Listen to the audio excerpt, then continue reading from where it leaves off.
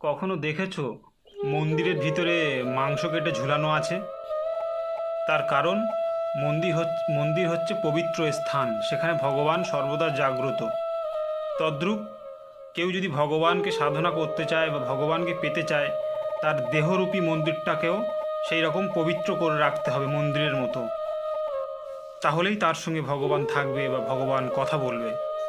আর না, তার দেহে কখনোই ভগবান থাকতে পারে না। সেই দেহে যদি মাংস ভক্ষণ করা হয়, বিভিন্ন প্রাণী হত্যা করে যদি ভক্ষণ করা হয়, তাহলে সেটাকে কবরস্থান বলে।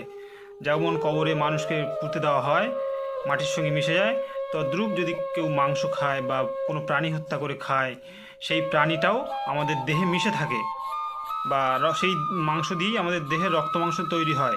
আর সেই দেহে কখনো বিশ্ব ব্রহ্মাণ্ডের মালিক ভগবান শ্রীকৃষ্ণ থাকতে পারে না।